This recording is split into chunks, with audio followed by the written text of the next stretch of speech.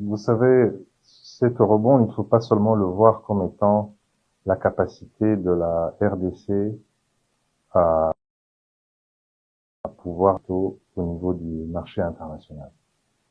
C'est aussi, plus fondamentalement, montrer que le marché financier se projette avec la RDC à plus de 5 ans, c'est-à-dire à 10 ans. C'est-à-dire que le marché voit une construction de la stabilité à travers notre pays, au-delà de la capacité qu'ils ont vue en la RDC de bien gérer les finances publiques pour pouvoir, au fait, rembourser l'emprunt qui est fait. Et donc, c'est une construction du futur de la RDC avec les marchés internationaux.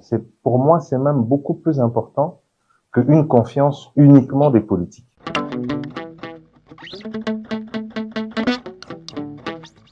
Les prêteurs locaux doivent se poser la question, puisque les prêteurs locaux ont prêté de l'argent, puisque il ne faut pas oublier que la République démocratique du Congo lève d'abord des capitaux au sein du marché bancaire ou marché financier local.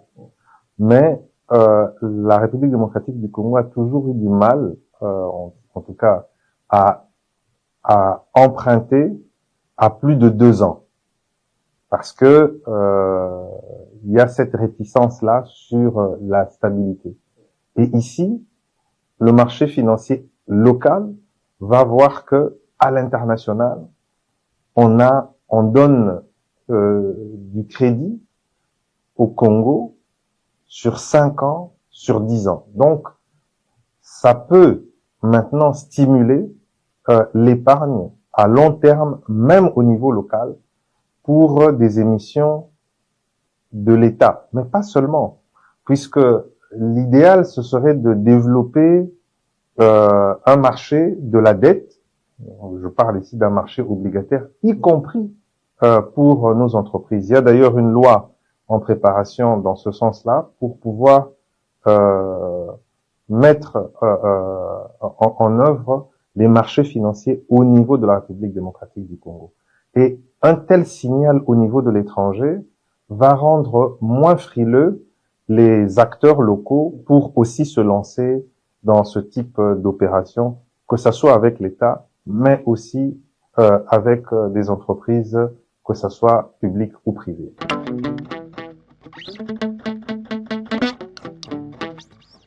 Au fait, par rapport à la dette, ce qui compte, ce n'est pas le volume, c'est de regarder quel est le niveau de la dette que vous avez, du stock de dette par rapport à la richesse que vous pouvez créer.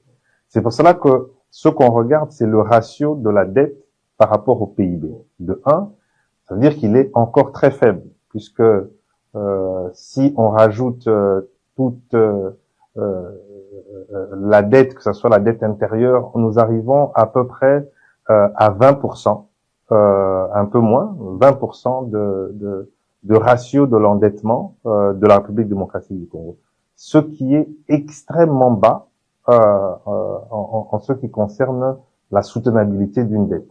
Et ensuite, on regarde le service de la dette. Comment vous dégagez des marges budgétaires pour pouvoir payer les intérêts qui sont liés à cette dette et, in fine, la rembourser. De ce côté-là aussi, la République démocratique du Congo a un service de la dette qui est très faible. Pour quelle raison? Parce que la majorité de la dette de la République démocratique du Congo, c'est une dette concessionnelle avec des taux très très bas, donc ce qui laisse de la marge à notre pays pour pouvoir aller dans ce type d'endettement.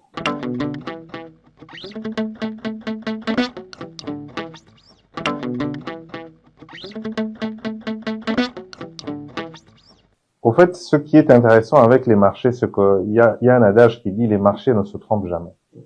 C'est-à-dire que si les marchés ont donné ce gage de confiance et ont même été prêts à prêter à la RDC 4 fois le montant qui était demandé. Ça veut dire que le marché a intégré tous ces éléments. Le marché n'est pas venu de Mars ou de Jupiter. Le marché sait que la RDC est sous agression. Le marché est au courant des problèmes de gouvernance. Mais ce que le marché voit plutôt, le marché voit une tendance. D'où est-ce que la RDC vient en matière de gouvernance? D'où est-ce que la RDC vient en matière de création de richesses? D'où est-ce que la RDC vient en matière de mobilisation interne de recettes et la manière dont ces recettes sont gérées? Et donc, ça traduit une progression. J'étais en train de regarder ce matin la courbe de croissance de notre pays, la croissance du PIB de notre pays. Et c'est pas, faut pas avoir honte de ça. C'est que la croissance de la République démocratique du Congo s'est nettement, alors je dis nettement accélérée pour prendre quasi une allure exponentielle à partir de 2018. Et ce n'est pas un hasard. Donc, c'est-à-dire que le marché regarde les tendances lourdes et regarde les réformes qui sont mises en place. Et je tiens à remercier le Fonds monétaire international qui nous accompagne depuis 5 ans dans ces réformes. Et le marché, évidemment, se réfère aussi à ce que le Fonds monétaire international remarque, met en place et publie comme rapport sur la République démocratique du Congo. Tout ceci pour dire que la confiance est de retour.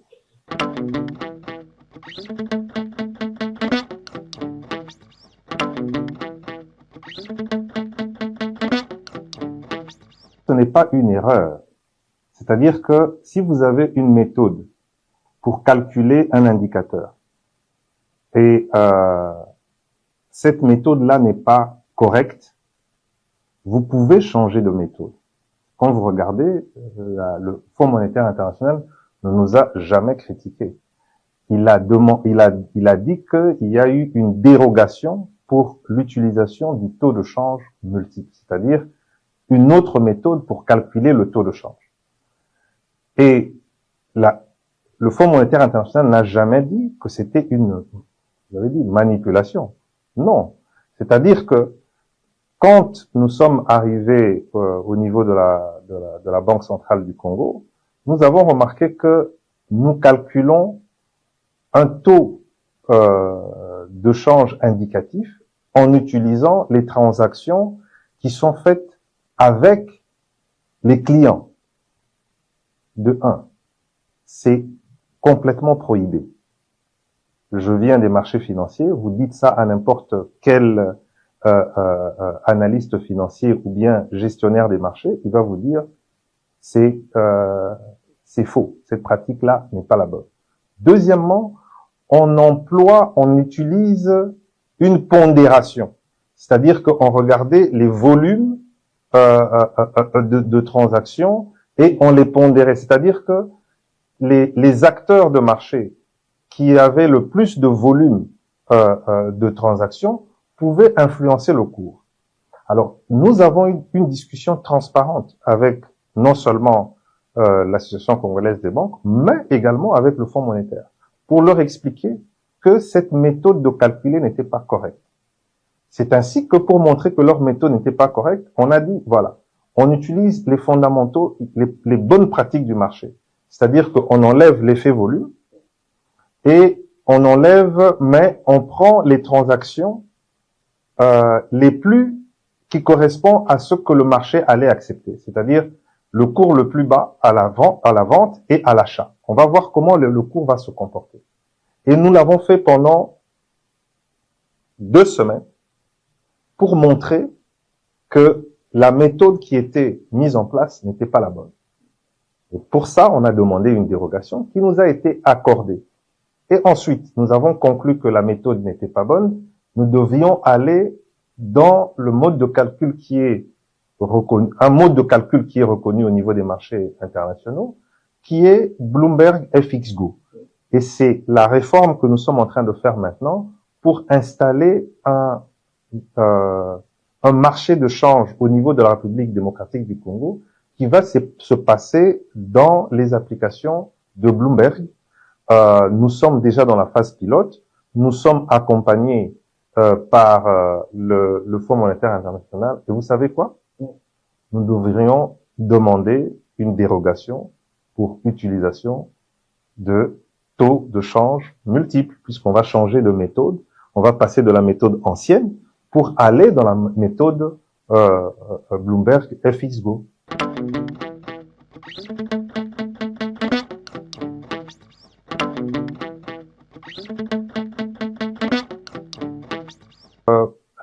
Justement, si cet effet était temporaire et que c'était lié au fait à une manipulation, quand nous sommes revenus à l'ancienne méthode de calcul avant d'introduire Bloomberg FXGO, nous aurions dû voir le taux de change revenir à son niveau initial, ce qui n'était pas le cas.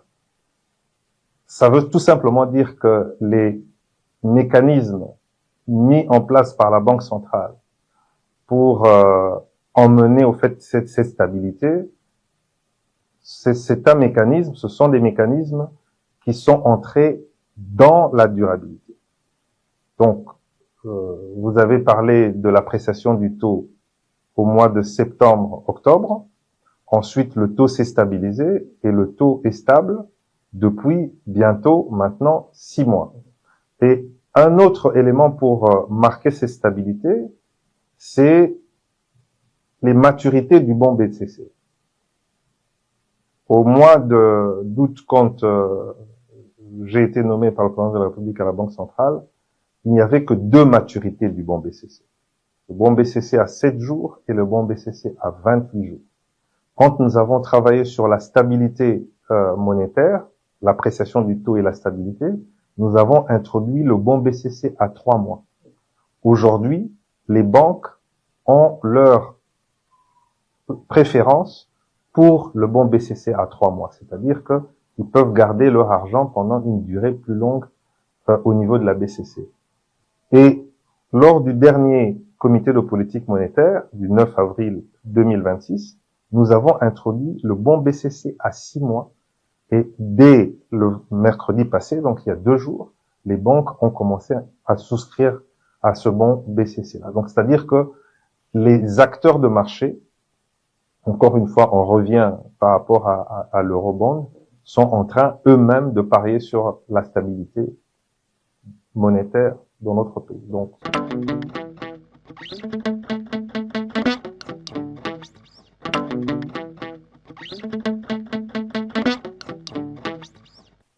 mais ils doivent m'expliquer comment. Je ne peux pas répondre quand on fait des déclarations sans pouvoir expliquer.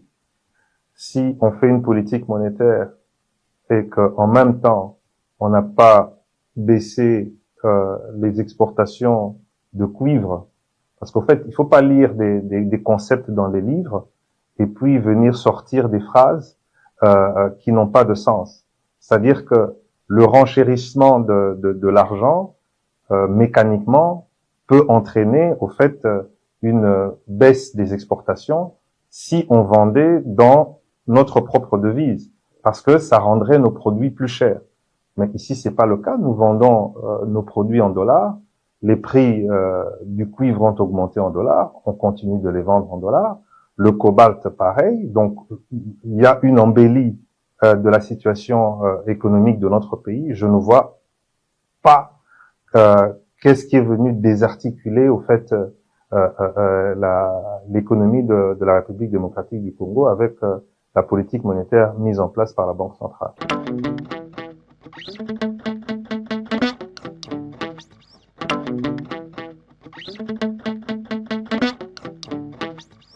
Le bilan, vous l'avez décrit vous-même, nous avons une inflation à 2,2%, nous avons un taux de change qui est fixe, qui est traduit par un gain de pouvoir d'achat de plus ou moins 25% pour la population payée en francs congolais.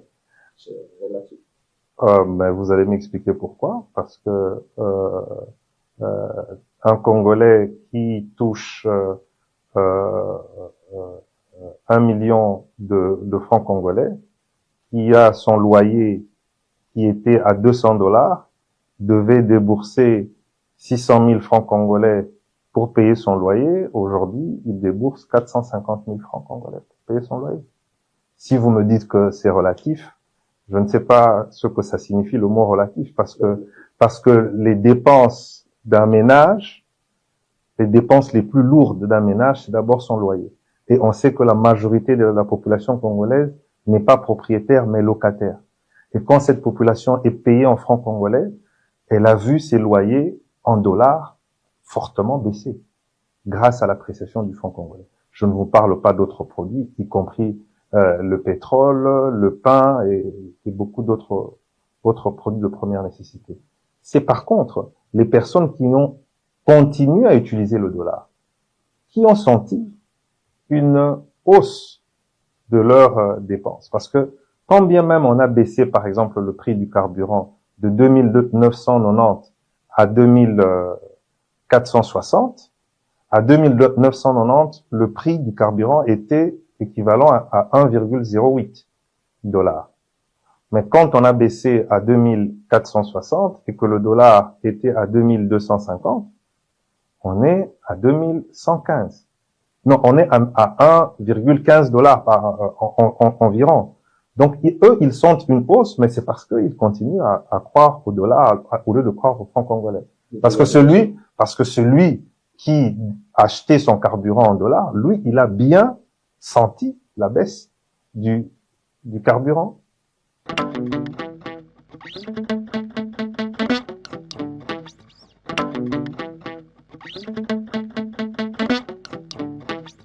D'abord, je voudrais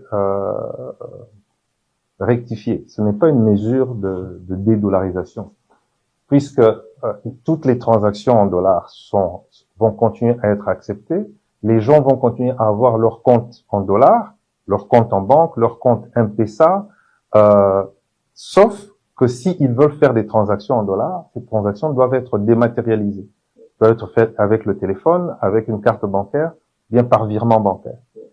Maintenant, la question est de savoir, est-ce qu'il y aura un monopole d'importation sur la question de billets? Oui, puisque aujourd'hui, pourquoi nous avons pris cette mesure? Parce que nous utilisons du cash en dollars dans notre économie. Et vous savez combien nous avons importé en 2025 en cash, en dollars, au niveau de l'économie congolaise par les banques commerciales? Nous avons importé environ 10 milliards. Et quand vous regardez l'augmentation des dépôts en dollars au sein des banques, environ 1,5 milliard. Donc, on a 8,5 milliards de dollars qui se sont volatilisés. Donc, nous sommes dans un processus de lutte contre le blanchiment de capitaux et financement du terrorisme. Ces dollars vont où? On ne sait pas les tracer. Quand on sait que la majorité des pays voisins n'importent quasi pas des dollars et que ce sont nos dollars qui alimentent leur économie. Quand on sait que notre pays vit sous agressions, occupations depuis bientôt 3 ans et que ces combattants agresseurs sont payés dans la devise étrangère, ça vient d'où?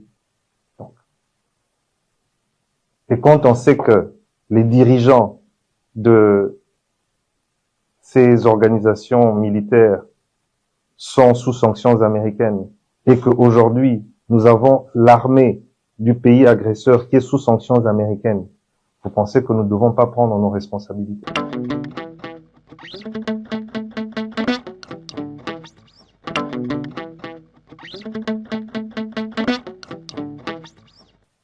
Je ne suis pas là pour accuser. Je dis juste que nous avons...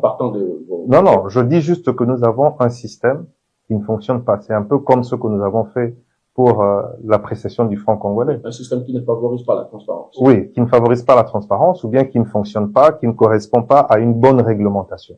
Donc nous mettons en place un système pour qu'on ait une vraie traçabilité des dollars américains sur le territoire national, pour surveiller comment ces dollars sont utilisés et par qui, sachant que aussi bien en République démocratique du Congo et dans la région, il y a des pays qui sont sanctionnés par le gouvernement américain. Et d'autre part, on sait que la grande quantité des dollars qui sont importés par notre pays ne reste pas en République démocratique du Congo.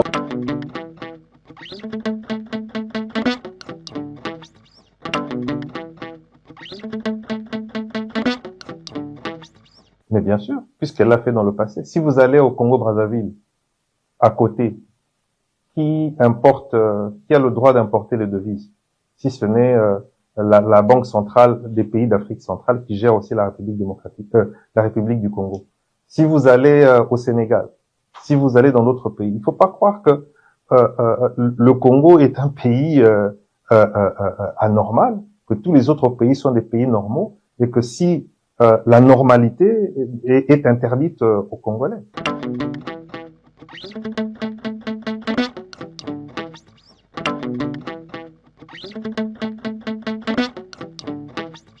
Mais justement, donc dans votre question, il y a une contradiction.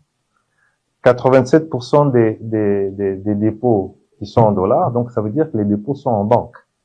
Donc ça pose aucun problème. Nous, on leur interdit pas. La loi n'a pas, cette mesure n'a pas pour but de dire transformez vos dépôts en francs congolais. Donc il n'y a pas de problème. À partir du moment où c'est en banque, à partir du moment où on peut utiliser des cartes de crédit, des transferts pour faire des transactions en dollars, il n'y a pas de problème. Maintenant, vous avez dit la majorité de la population dans les endroits reculés. Eux, là, ils ne connaissent pas le dollar. Pour ceux-là, nous n'avons pas besoin d'expliquer la mesure. Eux, ils attendent plutôt des francs congolais. D'ailleurs, parfois, ils se plaignent de ne pas les avoir à temps et de faire des kilomètres pour aller se faire payer leur salaire si c'est un enseignant, parce qu'il n'y a pas suffisamment de banques à côté et ils sont payés en francs congolais. Donc, ce n'est pas du tout un problème puisque les déposants qui auront leurs dollars vont continuer à utiliser leurs dollars tels qu'ils l'ont toujours fait, mais sauf que ça sera par chèque, par virement, par carte de crédit, par téléphone. Et si on veut du cash, eh ben on prend du franc congolais.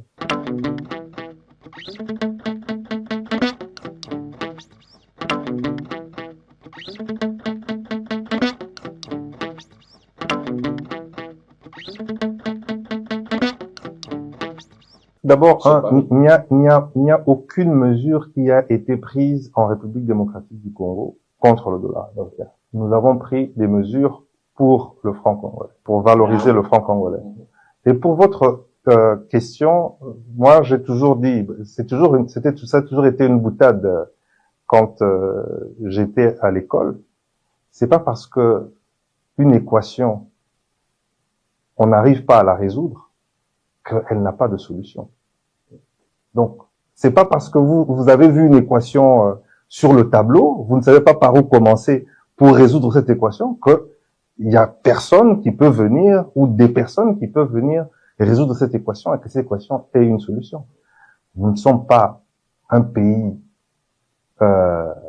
extraordinaire.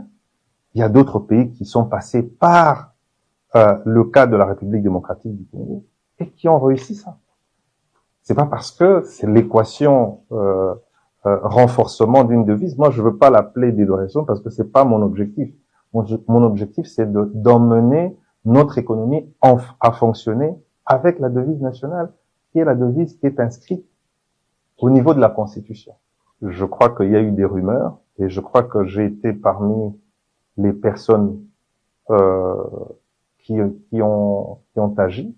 Et je crois que même quand la banque Equity BCDC a été attaquée, j'ai dû faire un communiqué dans le sens de défendre cette banque.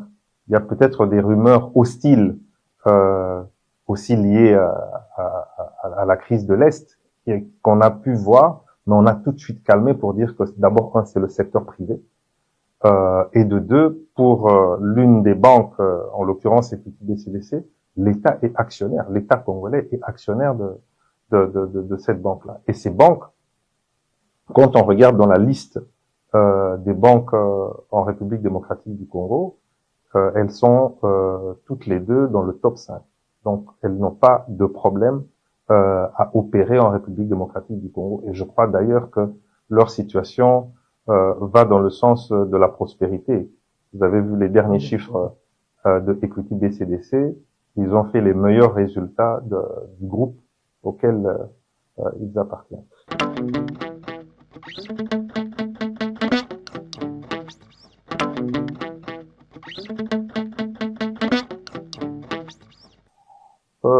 À partir du moment où c'est privé, vous n'avez pas à faire le choix à la place des propriétaires de ces banques. Je ne pense pas que d'abord ça soit la réalité, puisque quand vous regardez les 15 banques, bien les 14 banques actives en République démocratique du Congo, la majorité des dirigeants sont des Congolais.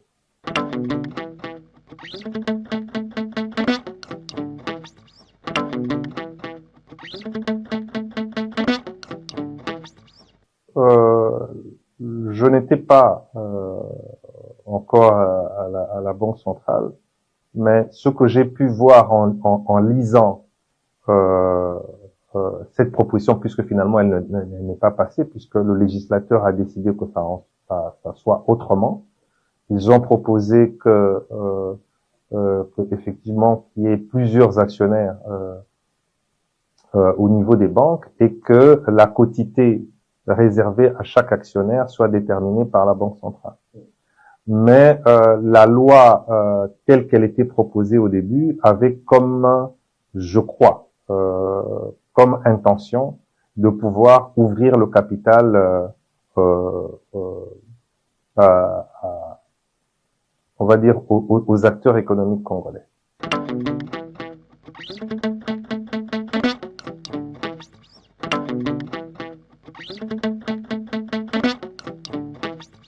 Je n'ai pas cette information parce que la loi telle qu'elle est exprimée n'est pas encore entrée en vigueur.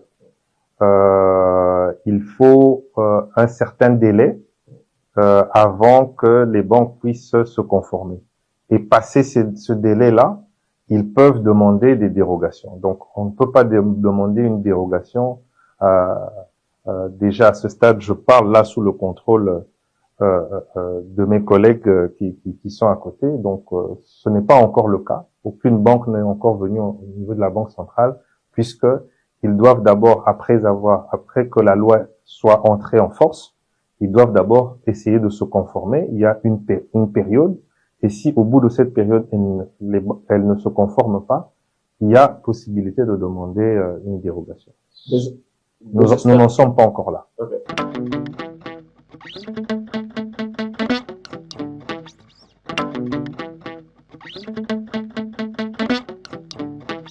Même avant, elle était tout à fait indépendante.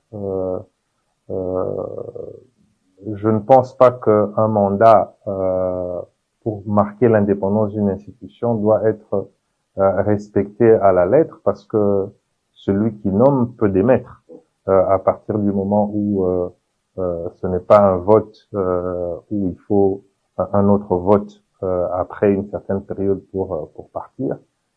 Ces règles-là sont respectées, sauf que l'indépendance de la Banque centrale du Congo est consacrée par une loi, la loi organique, la loi bancaire, qui régit le fonctionnement et les matières qui sont celles de la Banque centrale, qui l'exercent en toute indépendance, que ça soit avec moi ou avec tous mes prédécesseurs.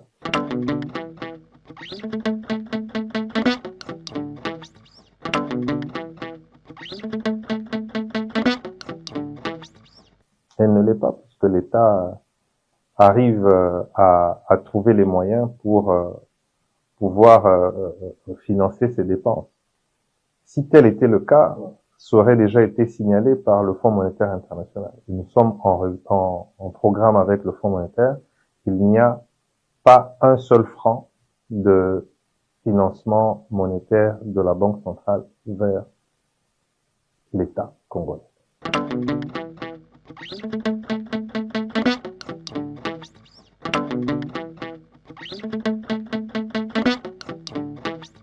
L'encours des bons du Trésor, c'est de ça que vous voulez parler. Mais l'État congolais est un acteur économique comme les autres. Si vous, aujourd'hui, vous avez la possibilité de pouvoir emprunter chez votre voisin, pourquoi pas l'État? Si l'État emprunte de l'argent et si les banques au niveau du Congo ou bien même à l'international sont prêtes à prêter de l'argent au gouvernement congolais, ça n'a rien à voir avec la Banque centrale.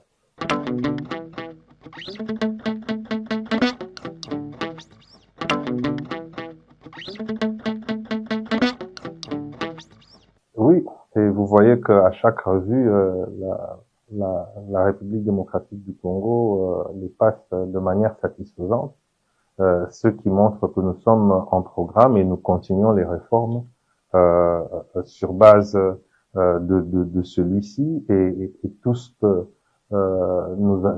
que ce programme a demandé, a exigé comme comment dirais-je exigence, enfin tout ce que ce programme a demandé comme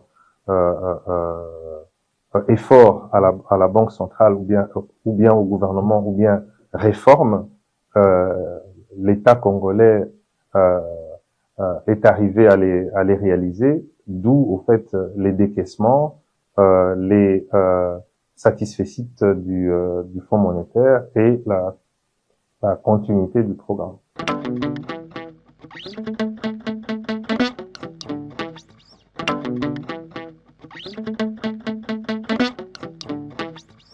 Non, pas du tout, puisque si nous sommes en programme avec le Fonds monétaire international, ce que nous acceptons, que sur base d'un dialogue et de constats dûment, comment dirais-je, documentés et expliqués, que la Banque centrale ou bien le gouvernement congolais puisse se mettre à niveau pour améliorer sa gouvernance et faire en sorte qu'aujourd'hui, sur base de ces recommandations du Fonds monétaire international, qu'on puisse lever des fonds au niveau du marché international.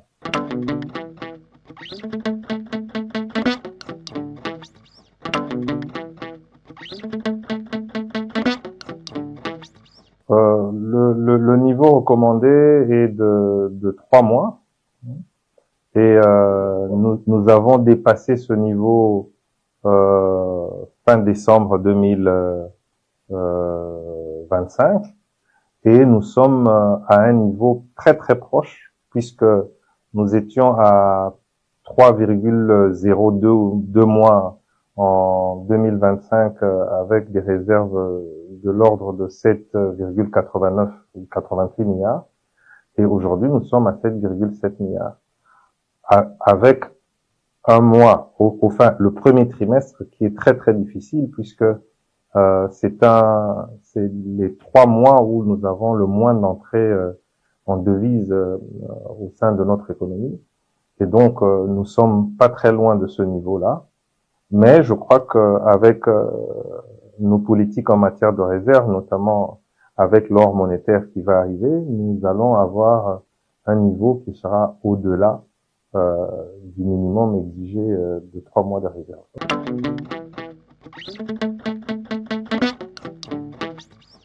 La seule trajectoire pour l'instant qui compte, c'est la trajectoire telle que définie par le Fonds monétaire international, qui nous demande de pouvoir accumuler 800 millions de réserves durant ce programme, ce qui est tout à fait à la portée de la Banque centrale.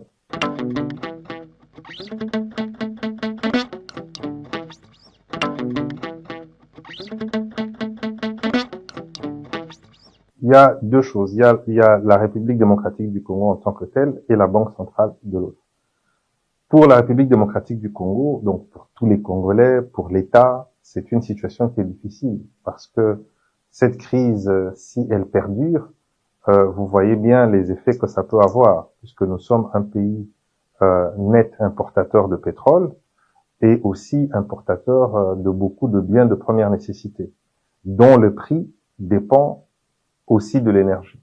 Donc on va avoir une hausse des prix des biens que nous importons, y compris le pétrole, et si cette situation perdure, ça peut avoir pour effet de contracter la demande mondiale et contracter ainsi la croissance mondiale. Et si la demande mondiale est contractée, c'est-à-dire que les produits que nous exportons, notamment les matières premières, vont aussi voir leur cours chuter.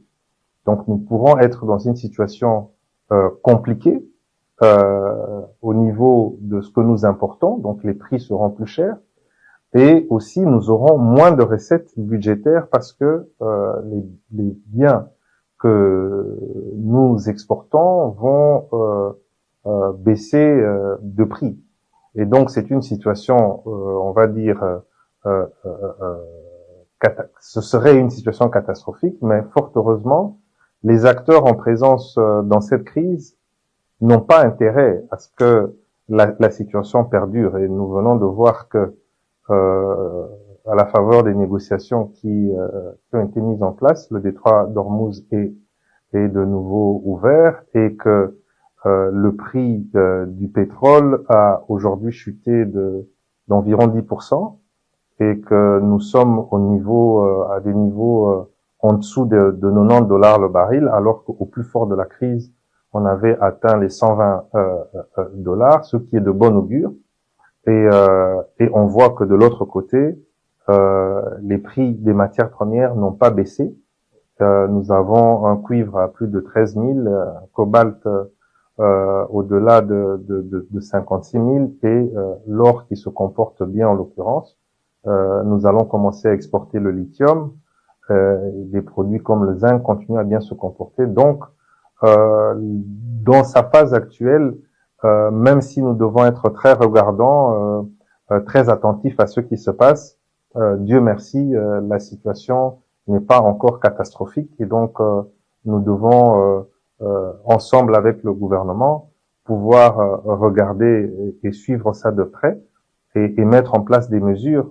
Ça c'est au niveau du gouvernement, mais au niveau de la Banque centrale, ce que nous devons regarder de près, c'est l'inflation, parce que nous sommes garants de la stabilité des prix. Ça fait partie des missions de la Banque centrale. C'est en cela que cette crise nous concerne.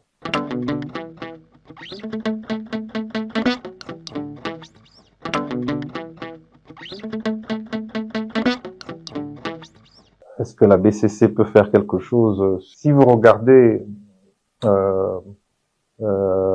les derniers développements, ce chiffre tend enfin, cette observation tend à bouger un tout petit peu, parce que quand on regarde par rapport à l'année dernière, par rapport à l'année 2024, nous avons un niveau de croissance du secteur non extractif qui a progressé par rapport au secteur extractif qui s'est contracté parce que il y a eu cette situation malheureuse au niveau de la mine de Kamoa.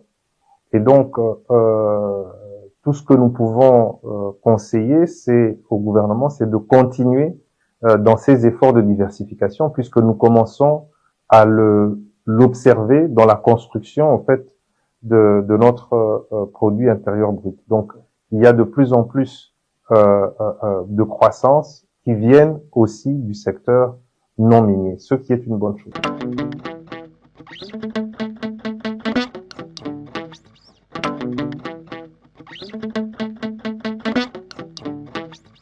Le niveau, c'est le niveau qui ferait en sorte que l'État congolais ne soit plus en mesure de faire face à ces dépenses. Mais pour l'instant, le problème ne se pose pas. Donc, il n'y aura pas d'incidence sur le front à ce stade.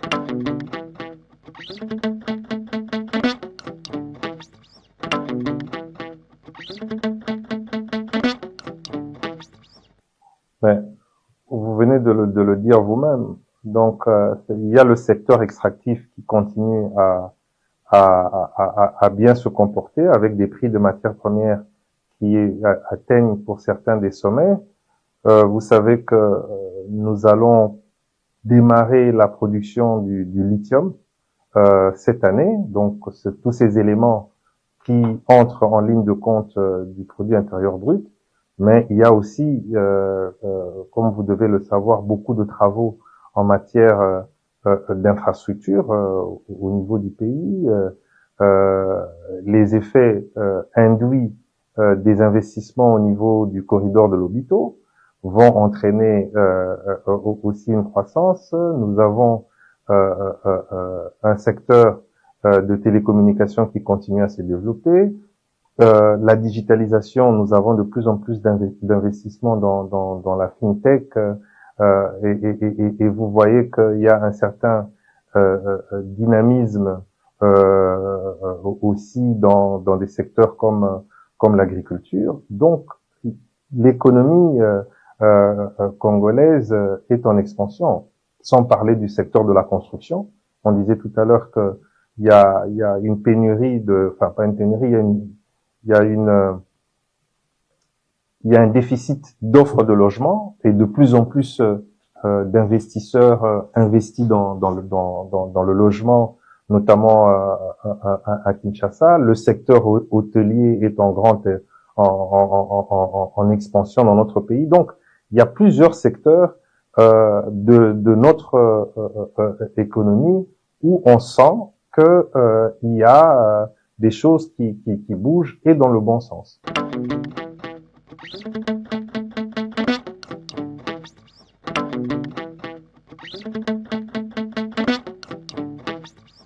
Mais au contraire, le FMI nous encourage. C'est d'ailleurs nous, à cause de cette agression, que nous devons allouer un bon nombre de nos ressources à la guerre, que nous avons plus ou moins ralenti avec les investissements du type PDL 145 territoires. Mais si vous voyez dans les années avant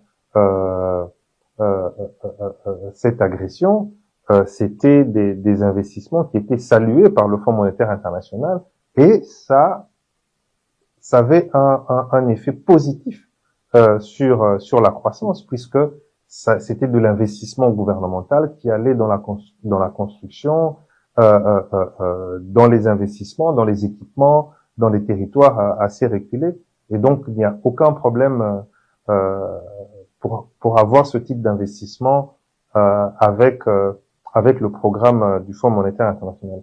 Bien au contraire.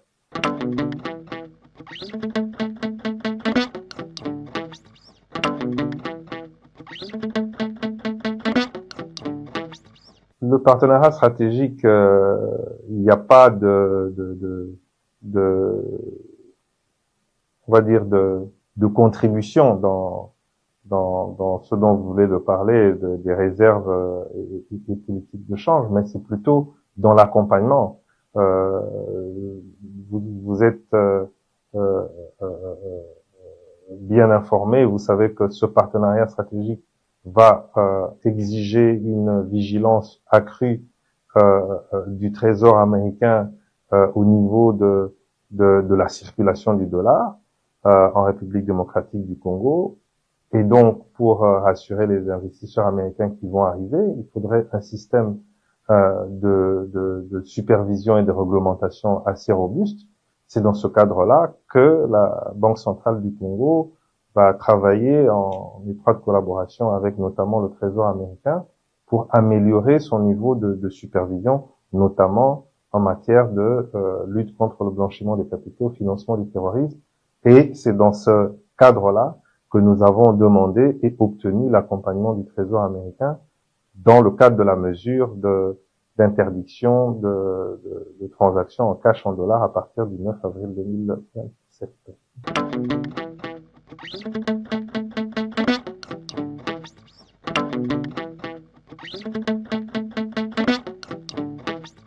je veux vous renvoyer à un indice que vous devez regarder dans les prochaines semaines. Je crois que la Banque mondiale va le publier.